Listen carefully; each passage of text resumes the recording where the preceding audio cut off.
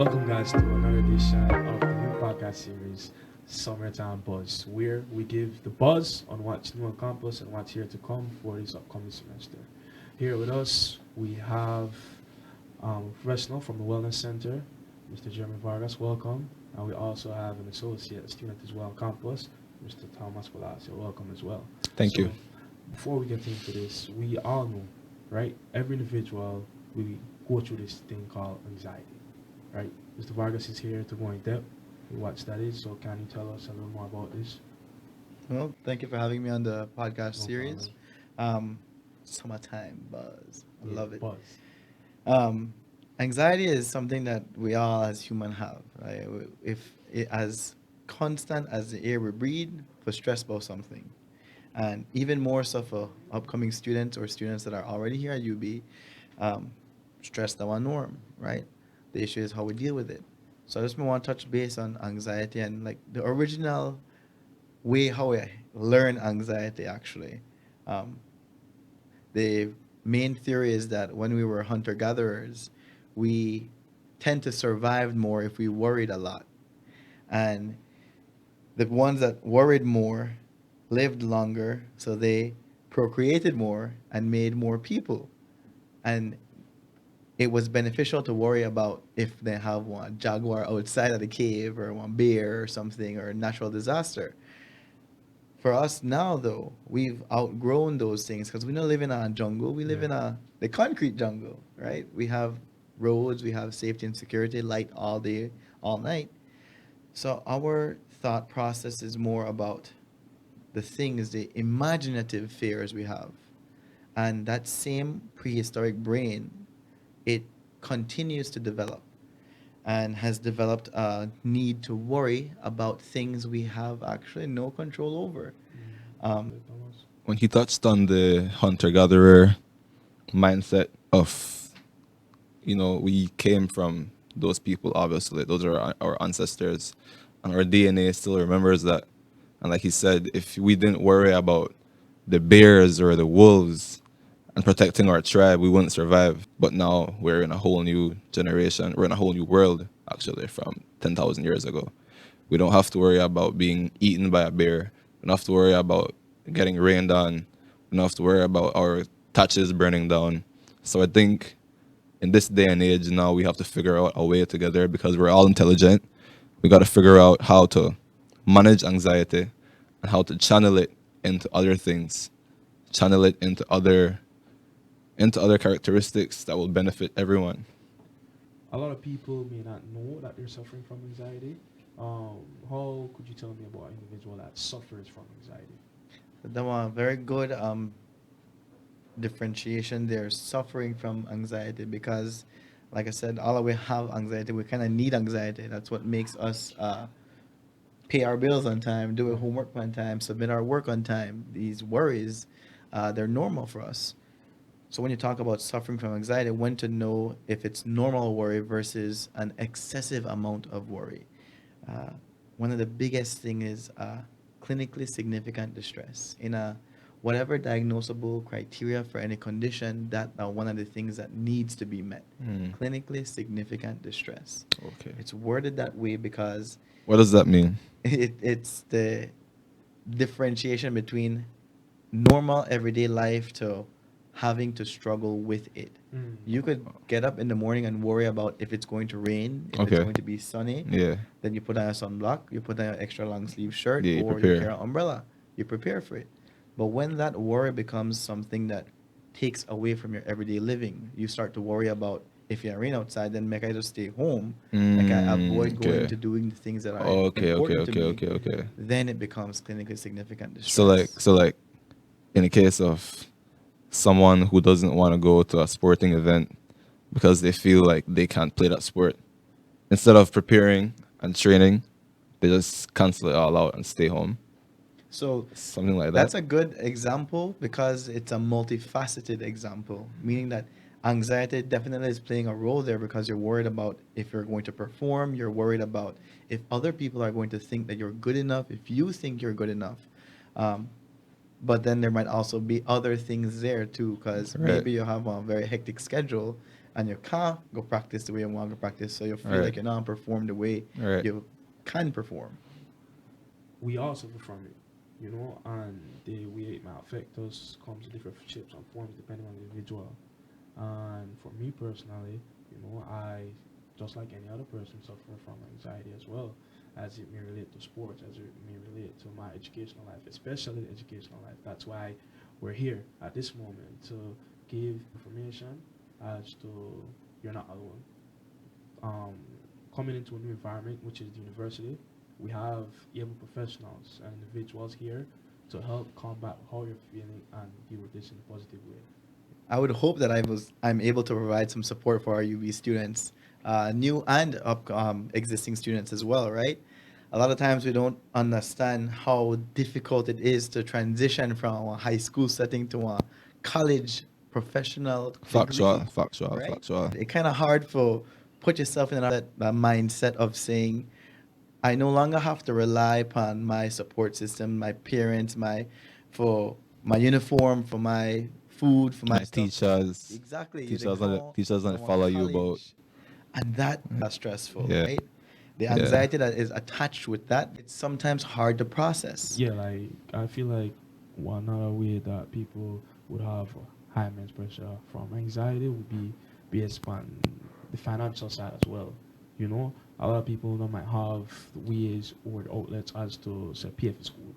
How I get I already get accepted or pay for classes, how I will continue. So like you could like me to your extent of knowledge how the school would be more applicable to help individuals like that. But of course, man, the school they have to provide assistance in a many forms and facets. One of the main ones they have for upcoming students are scholarship programs. There are scholarships that are offered to students who are transitioning from different areas of the country of Belize Mm. to UB. There are scholarship opportunities for existing students as well. And we can't forget that school important, your education important, but also maybe the house you have, the living in, the amount of food you get a week, what pay you, or wash your clothes, those things are important as well and can Vital, vital. they Yeah, might spring up some anxious thoughts, some anxiety in itself. definite. So finding that work balance, UB can help you with that too, man. We offer programs in our way for engaged non-traditional students as Word. well. Mm. People that work 8 to 5 jobs, and we have evening classes too. The reason why a lot of people suffer is because they don't ask questions. One of the wisest things I've heard someone say is if you don't ask, you'll never know. Yeah. So people just need to ask like, how can I get help in this? How can I get help in that? Go to someone that might have the ability to help you and just ask questions. And I feel like a lot of people stay in these situations because they stay in the shell. So how would an individual would try to get out of this shell, to ask questions, to want help, Mr. Vargas? How we could go about doing that? UB very integrated in its way of approaching students. So as a student, you could reach out to your faculty member, your teacher, your professor, if you want additional support that way. You could reach out to me personally at the wellness center. Even though the wellness center right now is physically located on the Belmopan main campus, it is still accessible to Belize City, to Punta Gorda, to Central Farm as well. And these are services here for you. This entire student affairs department, it ain't in the name, student affairs, right? Student affairs. It handles Yeah. all these situations and Affairs for students. exactly, right? And it have its branches that deal with the different aspects of students. We have myself, which is the mental health aspect. We have the university nurse, which is the medical aspect, physical health, right? Then you'll have the sports and recreational aspect that is handled by Miss Kelsey Balderramos. Then you also have the student services aspect, which is like study abroad, scholarship, work placement, all of these things that might become anxiety for you all. And that's Miss Roches, of course, Miss Ranice Roches, who, by the way, will be located at the new Student Development Center that's going to be on the Belmopan main campus, dedicated for students to be there, to engage, to lounge, to rest, but also to have a safe space to call their own. That's great. I like to hear that. That's very great to hear, Mr. Vargas. The students finally or having improvements upon these type of conditions. I feel like the laid back or the rest from computers classes on campus, giving them a stress relief. I feel like that's great. I gotta, Uh, I gotta give, I gotta give the students that are coming to UB a heads up. Personally, my day one, I don't know if you could relate. How long have you been at UB, Roger? about 2 to 3 years now. Well, this was my first year. On my day one, I was the most lost person ever. Yeah, I went to the orientation. I was in there, but there were so many people. You're distracted. So much people for the longest because of COVID. It's the people. yeah. So I wasn't really focusing on what they were talking about. So now when it came for me to, when it came, when the time came to find my classes, job this, or what other building's name? My Macaw. God. I could not find those buildings. I was so lost. So my advice to you guys, new students, please listen to the orientation. Get a book if you have to, and write down what the people say, because finding your class on day one, the first week, will be very challenging. It will be very challenging. Um, that's great information for viewers. Thomas, I have a question for you. That Since asked me. since we're on the topic of anxiety, like personally, with you and your battles with anxiety, like what's your experience with anxiety? If you are caring to share. My experience with anxiety, it's crazy. It's deep. Anxiety has a lot of facets. It does a lot of things to a lot of different people. Yeah. And me personally, I went through a traumatic experience a couple years ago, and I don't think it did change my life forever, Yeah. but I somehow found a way to cope, and I did so by going within. I'm very, it might not seem like it, but I'm very spiritual. I meditate. When I have the time, I meditate. I go out in nature. I sit with myself, and I just go within and I try to find balance. Because if you can't find balance in yourself, you won't find balance anywhere else. So a major part of managing anxiety is managing your own thoughts, because sometimes your own thoughts could be your enemies. Your thoughts aren't you, your thoughts come into you.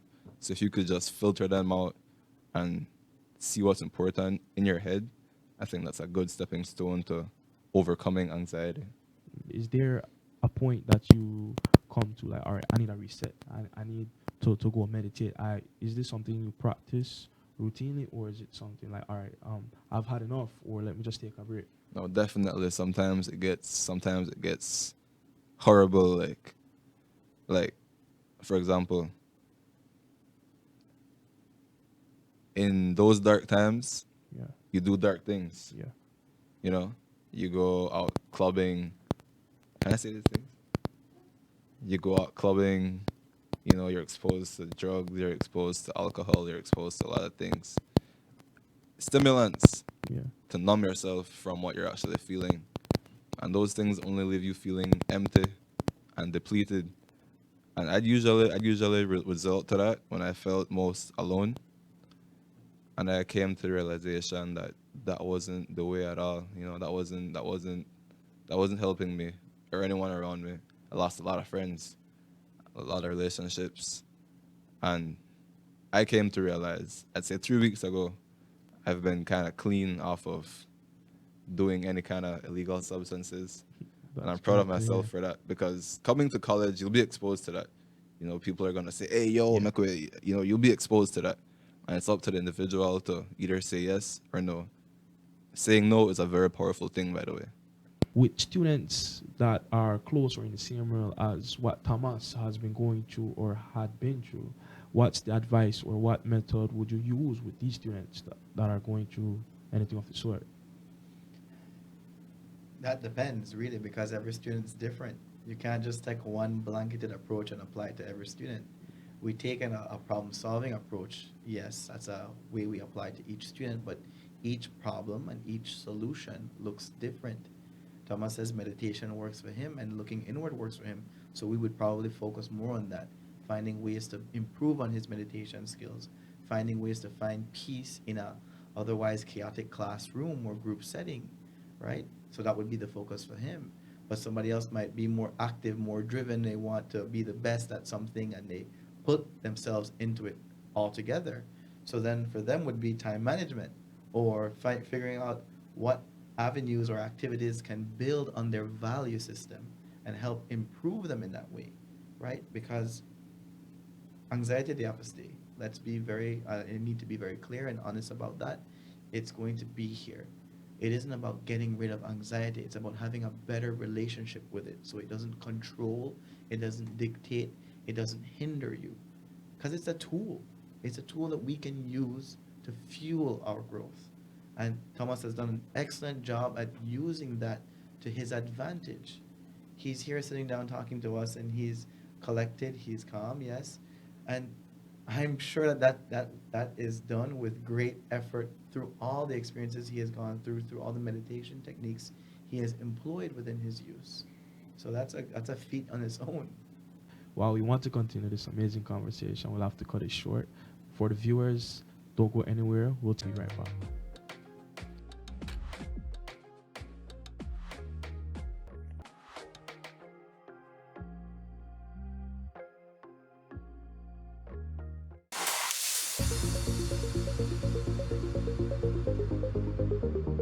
Hello, good day, everyone. My name is David Moran. Today, I will be our physics lab. Not even me know what behind the right now. What? My name is Steve Lewis. I'm currently the chair of the Math, Physics, and IT department here at the University of Belize within the Faculty of Science and Technology.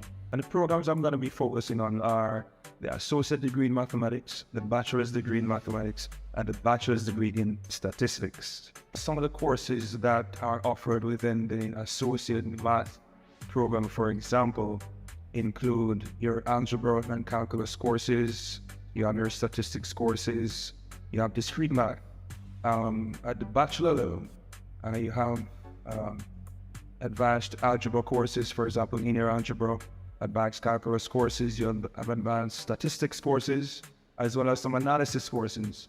There are also a lot of applied courses as well. So what we do is to focus on theory and practical courses as well. We want to prepare students to further their studies, but we also want to prepare students in a hands-on way to go directly into the world of work. So they're not only pure mathematical courses or pure theoretical statistics courses, we also have very applied courses. And by applied courses, we're talking about in the statistics program, linear regression, for example. By applied courses, we're talking about econometrics, demographic techniques. Some of these courses that students take within the statistics program, they will definitely be using in the world of work. And even in the math program where we have numerical analysis, for example, which is an application of programming to the world of mathematics. These techniques, these concepts that are taught will be used directly in the world of work and employment. I want to say very affirmatively that UB credits are transferable to almost any institution outside of Belize, in the region and internationally. In my personal experience, all my credits were transferred to university in the US, Morgan State University to be exact. All my credits were transferred. I was able to go and do an analysis degree there without any issues whatsoever. In our world today, there's a lot of data that needs to be analyzed in order to make informed decisions. And guess what?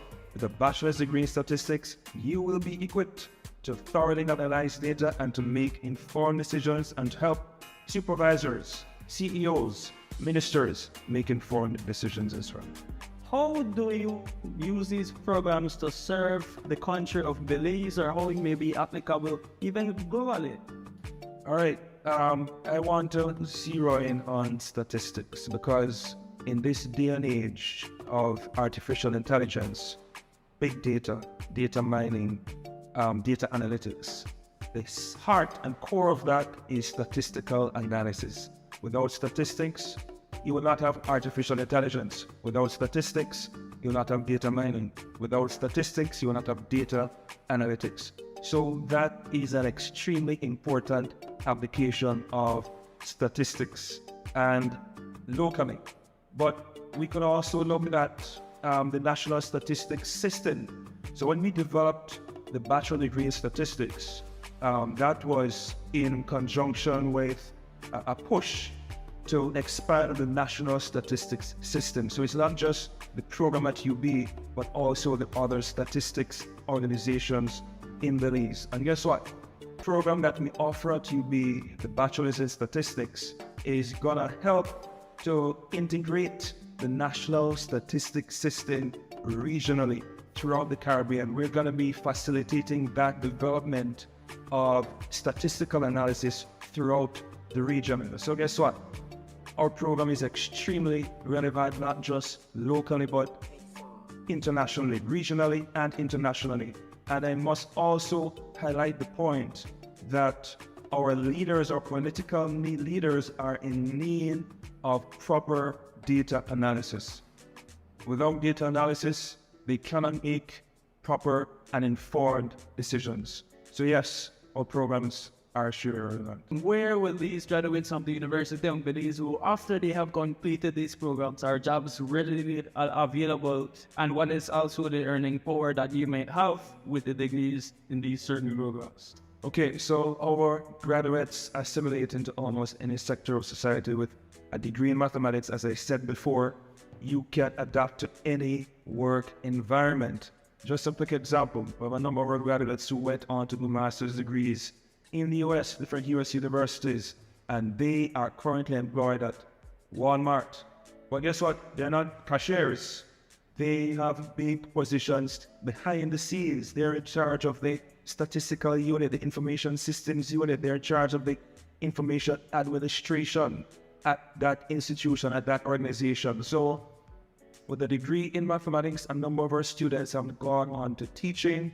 Outside of that, they have a number of them been working in different statistical units in different departments at different ministries throughout the country. We have students who are engaged in research, assisting lecturers here at the University of Belize, and persons outside of Belize. Again, research, that's a very broad field. Research covers every aspect and sector of society. And so with a degree in mathematics, you can assist in research, you can be a researcher.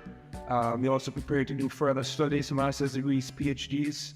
A number of our graduates are pretty much in every sector of the society, and they're earning quite a bit of money. Also want to ask, one words of encouragement you may have for those persons at home that may be deliberating whether they should come to the university, whether they should continue if they have started and stopped, and about those that even feel like they shouldn't even come to the university and just go directly into the workforce. Okay, well, my encouragement is to stop thinking about it and get that application form and apply to enroll in a program here at the University of Belize, and especially our math and statistics programs. If you're young, the future is ahead of you. Don't put it off. Start now. You are young, you can start your program, and if you feel uncomfortable with a particular program, you can always program change. You're young enough to program change, not an issue. So my encouragement to you is to enroll now as a youth. There are scholarship opportunities available that you can take advantage of. There are loan programs available that you can take advantage of. And guess what? At the end of it, you'll be able to find a job, get better pay, get more money than you would ever be able to get without this degree. The degree at UB is very affordable, yet our programs are extremely robust. And on top of it being marketable, you can't lose by coming to UB and choosing math and stats.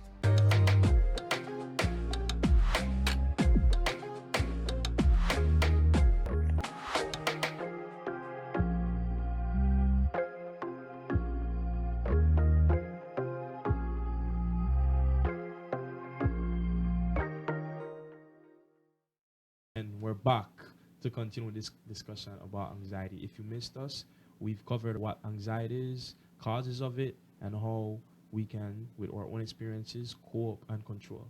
So to continue, Mr. Vargas, how can we maintain anxiety? Well, we maintain anxiety through many different ways. One of the main ones being avoidance. When we avoid dealing with things that we worry about, we create situations of continuous worry. If you don't worry about when your homework due as a student, and then instead of doing the homework, you say, you know what, make I go for a run. You know what, make I go eat one snack. Make I go shout up that person there because they want to hang out for a long time. You're pushing it back more and more, and you're building more. You're creating more opportunities to worry about it. Each time you avoid it, you create another memory of worrying about it and not dealing with it. And after a week of doing that, you've created about 40 or 50 memories of that. Then still not get your work done. Exactly. So it's still something to worry about, right? Um, we tend to get trapped in what's called the habit loop. We create a routine for ourselves, but not just the way we brush our teeth and get up in the morning and wash our face, but really how we deal with things that are mental. When a stressful thing happens or when we're triggered by something, we have a habit of dealing with it. The fancy word for it, a heuristic. Uh, but a good way to think about it is as a cheat system that your brain has. Instead of thinking about it in depth, it just makes the assumption, this one that just like the last time, which I'm just like the last time, which I'm just like the last time. And it uses those old methods to deal with that new thing. Problem is, if you never solve the old one, chances are you don't solve the new one either. So it creates a habit of avoiding, a habit of getting triggered, and a habit of repressing or not dealing with. Very, very true. On that note, anxiety is a, to me, it's a second-hand result of anger. It's a mixture of anger, it's a mixture of sadness, it's a mixture of confusion, it's a mixture of a lot of things. And it's a, anxiety is a soup, and all those emotions are like the ingredients. So if you want to eliminate, to the best of your ability, if you want to eliminate anxiety, you got to find what triggers you, you got to find what angers you, you got to find what upsets you, you got to find yourself once again to avoid getting anxious and getting anxiety. Do you think that makes sense, sir? Of course, you have to find yourself because if you don't find yourself, if you don't know the things that bother you, the things that disrupt your day-to-day living, Yeah. you can't deal If you don't with find it. yourself, who will? Yeah, Who will? nobody. The principal not find herself, you. Like, The only expert on you is you. Nobody else know you better than you. Nobody else go. Right. Even if you have your partner, your wife, your partner that you live with, even they know you as good as you know yourself. the school mascot, the Jaguar not find you for you. You know, you have to do it yourself. Well, so like I have a question for a personal base. Like, if I suffer from anxiety or people suffer from anxiety, what if I don't know what actually that? Like, how would that make me feel? You know?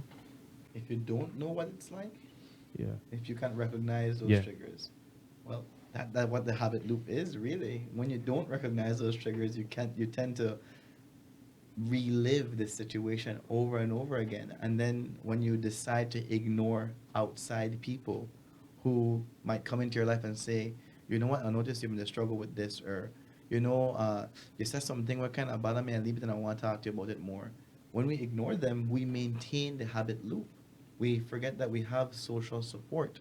That is the people around us. You know, when it's a misery, misery-like company, along with anxiety comes depression, what comes anger, comes Exactly. dysregulated Exactly. feelings. The soup. Yes, that is soup. But see, I like that you describe it as a soup because any soup could be a bad, bitter, taste bad water kind of soup. That what we do with it, right? That what seasonings we add to Season it. it up. So how as students we could provide support for them is by adding better qualities, better Right. ingredients. Right, right, These right. are your social groups. These Right. are the student affairs department. These are the clubs you join in, the Right. programs you do. Um, right now, there's a lot of different programs that are A lot. activated. A lot. for UB has a students. lot of programs. Exactly, and these are ways to deal with those anxieties as Totally. they present themselves. Totally. Totally. This is one of the aims of the podcast. You know, we try inform those about what the university has to offer, especially on these topics like anxiety as well. So, is there outreach to find those who aren't very outgoing, who don't necessarily know that, all right, like how to get help, like we said earlier. So UB have one referral process that the faculty, students, and staff can engage in. Anybody could refer somebody else for services. Then it becomes my job to reach that person in a way that they can best receive that support. Um, the wellness end of the day. That the one physical building you could walk into right now and sit down in the waiting room and say, you know what, I want to meet with the counselor, I want to meet with the nurse. Of course, I'm recording right now, so I won't be in the office, but rest assured, when I get there, I'm going to have a notice saying, this student came to look for me. Let's have a conversation. And then we'll have a conversation. Why you guys think students don't approach these buildings and look for help? A lot of people must say this as a serious concern. You know, a lot of people may feel like, oh, would it date back to hard times that anxiety is just this made up thing, or you just want attention. It's actually a serious thing. So, with Mr. Vargas, you could continue further with Thomas' question. There are a lot of reasons why students don't seek out assistance. Many times they don't feel ready. They don't feel like they can accept assistance. Sometimes it's because they just don't know, which is why we're doing things like this, as you said very well, Roderick, that there are awareness campaigns, there are podcasts to promote the need for students to seek these services, right? We're here for you to provide that support. As students of a university, of the nation's university, you guys have a responsibility to yourselves. You're not children, you're young adults. And as young adults, you have to take charge and take command of your life. The support that we offer, we can't force it for anybody. If they don't want it, if they don't feel like they're ready for it. But we can make ourselves available to them whenever they do decide they need it. This is why we do the relaxation fair, the painting Right. day, Yeah. Right, all right, these right. extracurricular activities for our students to promote that healthy living, to provide those avenues for Right. interjecting into creating actionable change in their lives. What do you guys think would be the outcome if UB had weekly meetings where the entire campus came together and just, let's say in the gym, because that's the biggest space in UB. Yeah. If we had weekly meetings whereby the entire campus came together and we just have, I don't know, nice music, an invited guest speaker, and maybe just something new to refresh everyone's mind on the fact that we're a community, we're a school, we're all one. Do you guys think that would have any impact on the school relationship, on student relationship in school? I feel like it would personally be amazing for a school. You know, create coherence with students. It's, to me, it's a form of networking Definitely. between networking. not just students and students, teachers, students, faculty, and maybe it might be avenue or an outlet to seek help for those who aren't as outreaching as Right, others. right. It could even be whenever we have those weekly meetings, maybe we highlight a student who achieved something special, like let's say for example, in the biology sector Yeah. or in the natural resource NRM, in NRM sector, let's say, because they plant trees, they go out and they do things in nature. If there's someone who's exemplary in that, we could acknowledge them. And in doing that, I think others would be very, very motivated to continue doing good things. And that would actually benefit a lot of And I people. hope to, in time, with Mr. Vargas here, with our suggestions, he may look into it, you know, not just us, maybe with other thoughts. I would like to ask if you have any final thoughts, Mr. Vargas. Seek out help. Not sit down there and wait for help come find you. Don't wait till things get to a point where you start to fail out of your classes. Don't wait until rent due and you can't pay your rent and you can't pay tuition and time goes. Seek out help. You have any final thoughts as well, Thomas? Ask for help, meet new people, talk to new people. Don't be afraid. Don't be a hermit crab. I'd like to thank you, Mr. Vargas, Thomas, for being on the show. Appreciate it. And guys, to the viewers, don't forget to like, comment, subscribe. We're airing new episodes every Sunday night at 8 p.m. And don't forget, we'll have more episodes in store for you. So keep liking, commenting, and subscribing. And let's join the journey. You heard him.